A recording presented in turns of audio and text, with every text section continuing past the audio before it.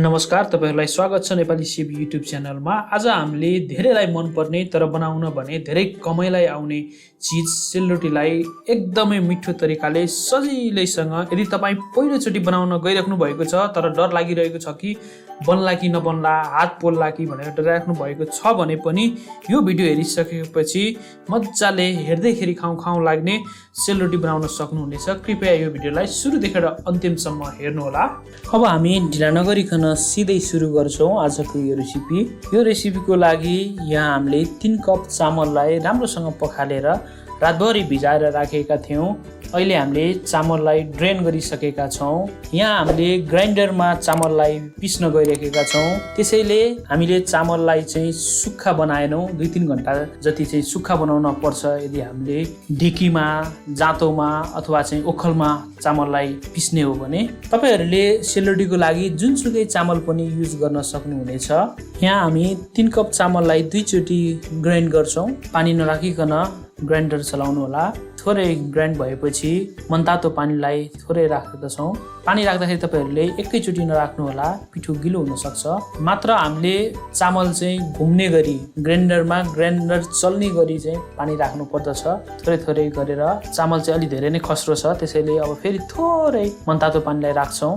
ल हेर्नुस् त, थोरै राख्ने साथ मेसिन चाहिँ घुम्न थाल्यो। यदि तपाईहरुको ग्राइन्डर चाहिँ पावरफुल छैन भने, स्ट्रङ छैन भने 3-4 चोटी लगाएर पनि तपाईहरुले ग्राइन्ड गर्न सक्नुहुनेछ।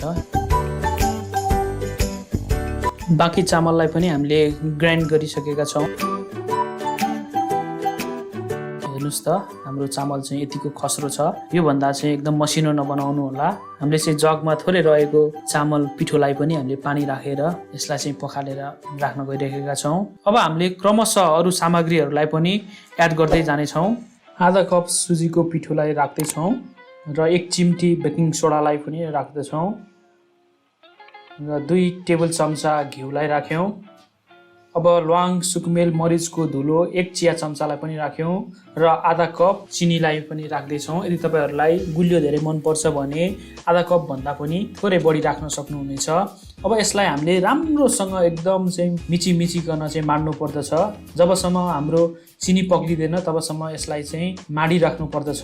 हेर्नुस् त, भिडियोमा देखे जस्तै गरी राम्रोसँग माड्नु होला। पिठोलाई राम्रोसँग माडेपछि हाम्रो चिनी पग्लिन्छ। चिनी पग्लिएपछि हाम्रो पिठो अझै बाक्लो छ भने थोरै मनतातो पानी राखेर यसलाई चाहिँ मिक्स गर्नु पर्दछ। त्यसैले हामीले यहाँ 1 डाडु पानी राखेर मिक्स गर्दैछौँ।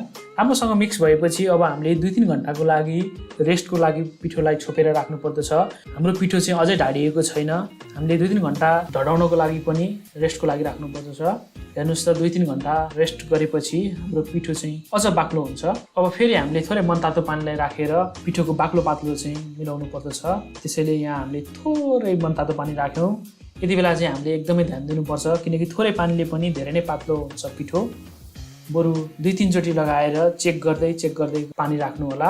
अब चाहिँ हामीले मिनरल वाटरको भाँडोमा पिठोलाई राखेर राम्रोसँग चाहिँ कतिको बाक्लो पातलो छ भनेर चेक गर्छौं।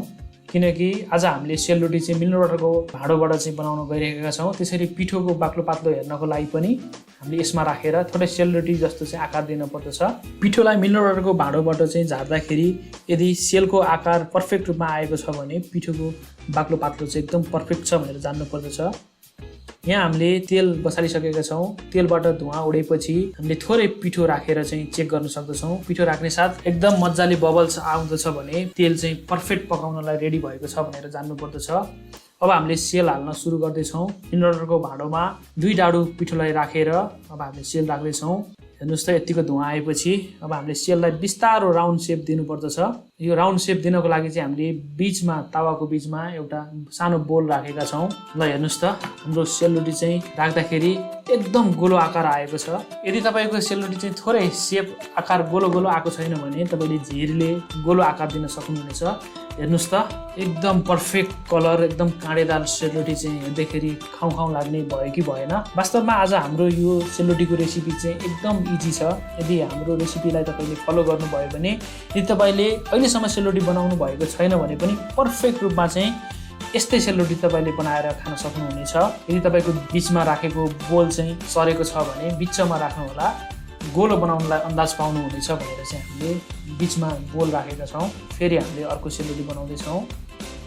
यदि तेलको हिट कम भयो भने तपाईँको सेलरोटीबाट चाहिँ काँडाहरू अलिक कम देखिन थाल्छ र ढिला कलर आउँछ।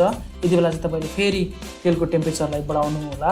वास्तवमा सेलरोटी बनाउनको लागि चाहिँ हामीले पिठोको बाक्लो पातलो छुट्याउनु र तेल चाहिँ पर्फेक्ट तातो बनाउनु पर्दछ। आहा ल हेर्नुहोस् त, हेर्दैखेरि खाउँ खाउँ लाग्ने कलरफुल अनि काँडेदार सेलरोटी यहाँ रेडी भइसकेको छ। आशा छ मलाई तपाईँहरूले पनि हामीले जस्तै हेर्दैखेरि खाउँ खाउँ लाग्ने काँडेदार सेलरोटी बनाएर आफ्नो परिवार आफन्त साथीभाइहरूलाई खुवाएर खुसी बनाउनु हुनेछ भनेर। आज यति दिनसम्म तपाईँहरूले यो भिडियो हेरेर साथ दिनुभयो, त्यसको लागि धेरै धेरै धन्यवाद। यदि भिडियो मन पर्यो भने लाइक कमेन्ट गरेर अरू साथीहरूको माझमा सेयर गरेर, यदि च्यानललाई सब्सक्राइब गर्नुभएको छैन भने कृपया सब्सक्राइब गरेर नोटिफिकेसन बेललाई इनेबल गर्न नभुल्नुहोला भन्दै बिदा हुन चाहन्छौँ। हस्त नमस्ते, जय नेपाल।